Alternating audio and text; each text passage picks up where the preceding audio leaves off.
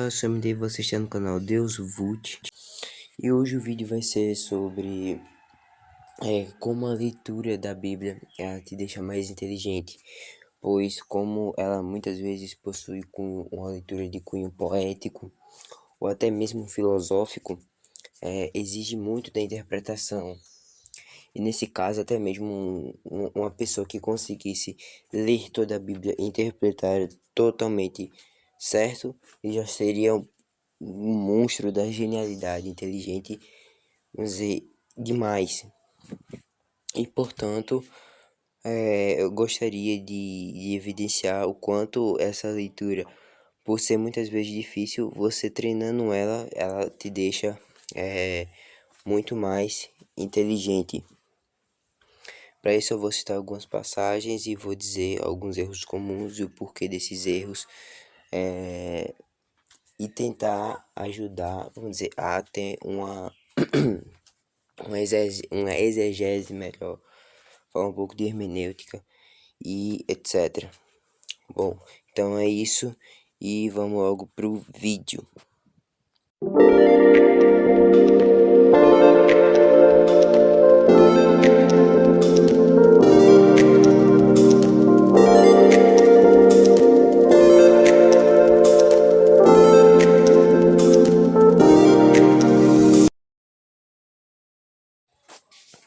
Para começar, a primeira regra hermenêutica completamente essencial para uma boa exegese bíblica é a seguinte: Deus ele não se contradiz.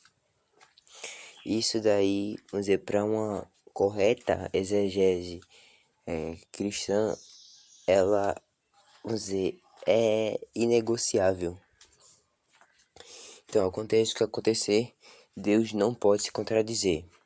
Por mais que possa parecer algumas vezes que ele se contradiza.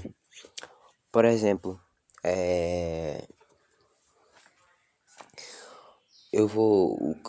os casos em que eu citar da Bíblia, as passagens e etc. Se eu não falar na hora, eu vou deixar, vamos dizer, a passagem, livro, capítulo e versículo aí na tela.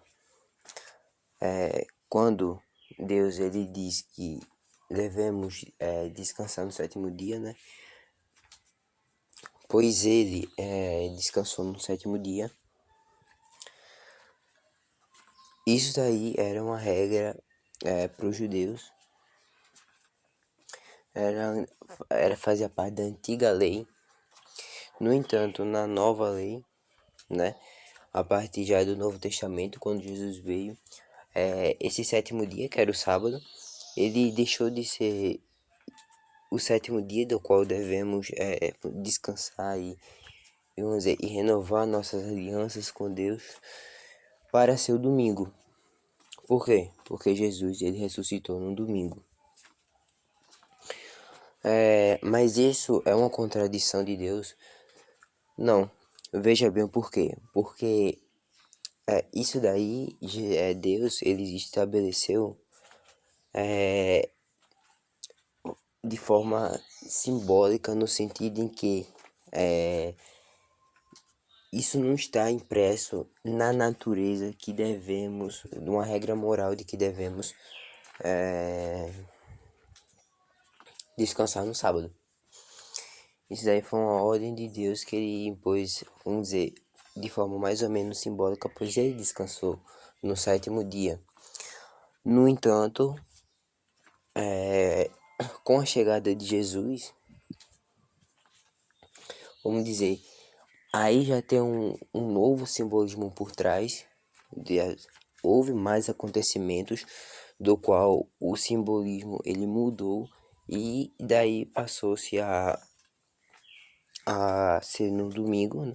Devemos agora, no invés de sábado, descansar no domingo, justamente porque houve mais acontecimentos, do qual esse simbolismo ele mudou, ele teve, vamos dizer, uma certa necessidade de mudar e de se atualizar. Portanto, não é bem uma contradição de Deus. Deus ele não está, vamos dizer, se contradizendo e, portanto, de um lado ele estaria certo e do outro estaria errado. mas simplesmente novas mudanças tiveram de que existir por causa de novos acontecimentos. E, vamos dizer, essas novas mudanças de cunho simbólico, vamos dizer assim, são de cunho simbólico justamente por causa desses acontecimentos que se sucederam. Então, aí por exemplo, um caso onde há uma aparente contradição, só que, no entanto, é só aparente mesmo. Isso por si só também já dá para perceber, ficou já que meio implícito no tópico passado, que existe uma outra regra hermenêutica que o, o Papa Bento XVI ele falou que devemos interpretar o Concílio Vaticano II com a hermenêutica da continuidade, pois ele não contradiz concílios anteriores, mas ele é uma continuação. Isso daí se encaixa exatamente com o que se passou nessa passagem que eu acabei de citar. Portanto, na Bíblia há uma hermenêutica da continuidade, não só no interior, né, do Novo e do Velho Testamento, como entre o Novo e o Velho Testamento há também uma hermenêutica da continuidade. E, vamos dizer, a maior prova disso é Jesus. Jesus é onde há o nexo, o elo entre o Velho e o Novo Testamento. É a partir daí onde termina o Velho e começa o Novo, né? Esse ponto de ruptura. No entanto, ele está tanto no Velho quanto no Novo Testamento. E o Velho, inclusive, anuncia a vinda de Jesus. Não de forma explícita, mas anuncia. Então, essa hermenêutica da continuidade, de certa forma, ela está meio que implícita, vamos dizer, nas não contradições da Bíblia, né? Justamente porque essa não contradição se dá pelo fato de que, por exemplo, Deus não pode se contradizer, e etc. Como essa palavra de Deus ela não pode se contradizer, mas nessas aparentes contradições, na verdade, não são contradições, mas é uma continuidade, é uma mudança que houve por algum fator, por exemplo, por alguma sucessão de fatos. Uma coisa muito importante que há é a dialética simbólica, que ela nos ajuda não só a interpretar bem a Bíblia, como outros diversos livros. A dialética simbólica, ela trabalha muito com conceitos de universal e particular. Esses conceitos de universal e particular, eles são muito importantes na Bíblia, por quê? Porque a Bíblia também trabalha muito com universais e particulares. E, portanto, é essencial você saber distinguir um universal de um particular.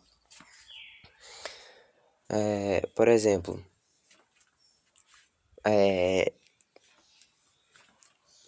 quando os apóstolos, os 12 apóstolos, vamos dizer, eles são particulares no meio de um universal, que são o quê? O universal são, vamos dizer, todas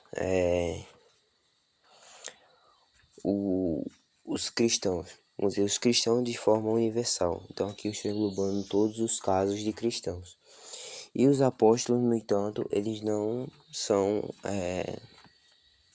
eles são particulares no meio desse universal de cristãos, né? Ou seja, eles não se aplicam a todos os apóstolos, os 12 apóstolos, eles não se aplicam a todos os casos de cristãos, por mais que eles sejam cristãos.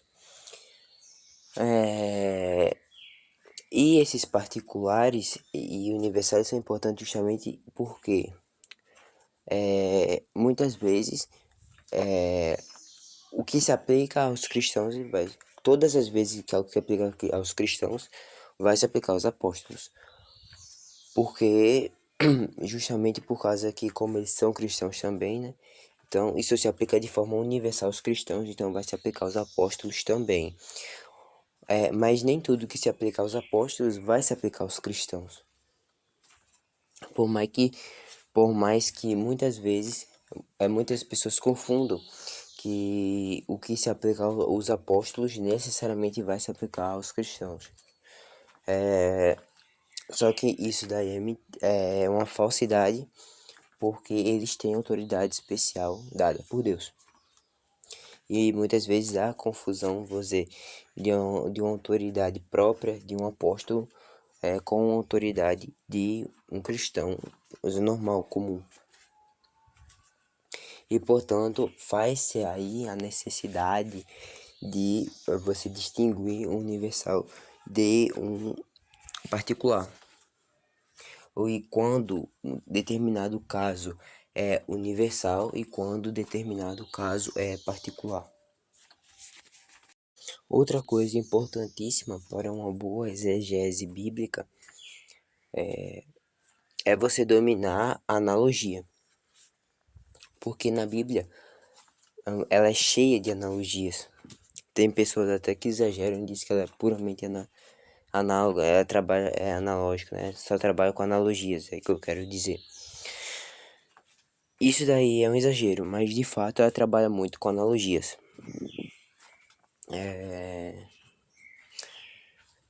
Por exemplo, quando diz que Jesus é o Cordeiro, ou então o próprio Jesus na dialética simbólica, ele trabalha, vamos dizer, muito com esses simbolismos, e ele trabalha muito simbolismos de forma universal. Vou explicar. Ele, ele cria símbolos, vamos dizer, para ele mesmo, e nesses símbolos ele pega e traça pontos em comuns dele mesmo com, vamos dizer, outras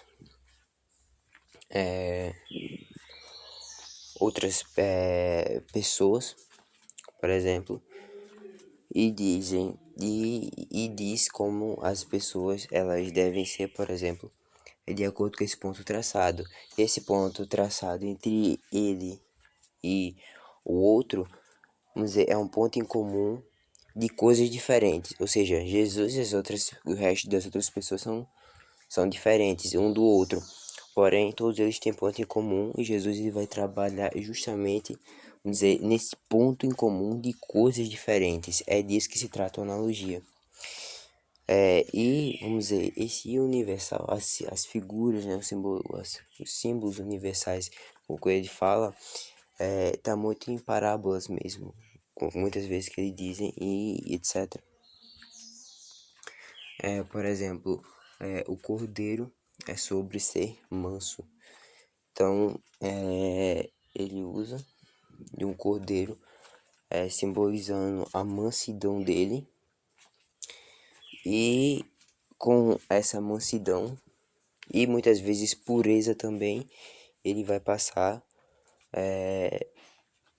ele vai querer dizer que seja todos os seguidores sejam cordeiros, ou seja, puros e mansos, igual ele, e assim por diante.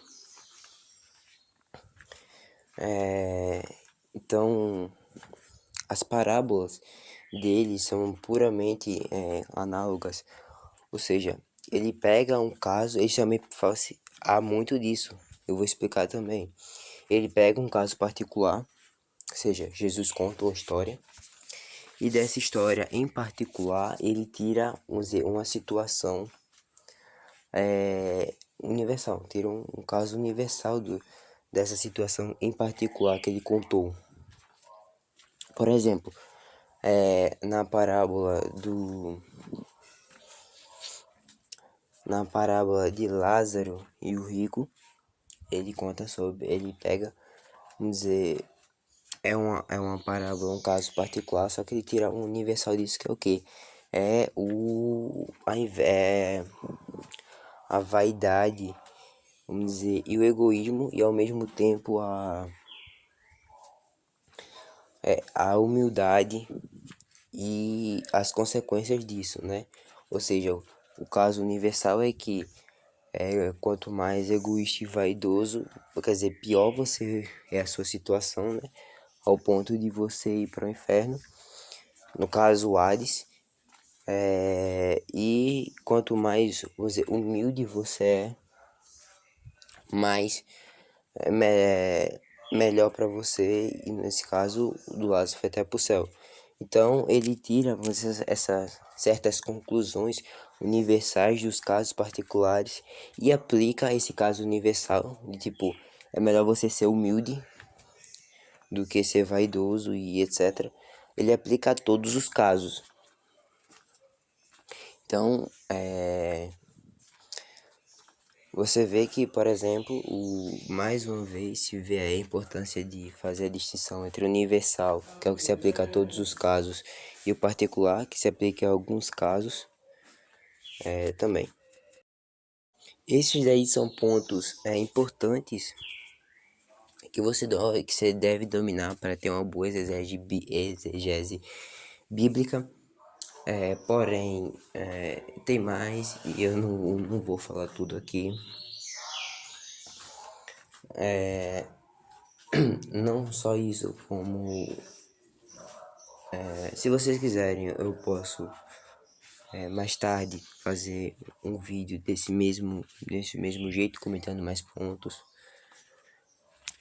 Ajudem o canal agora, tem como você fazer doações, seja por Pix ou doando por criptos, né? Criptos, moedas, bitcoins, enfim. Eu vou deixar na descrição, nos comentários, tanto a chave Pix quanto a chave pública para a minha carteira de criptomoeda. Então é isso, espero que tenham gostado e até um próximo vídeo.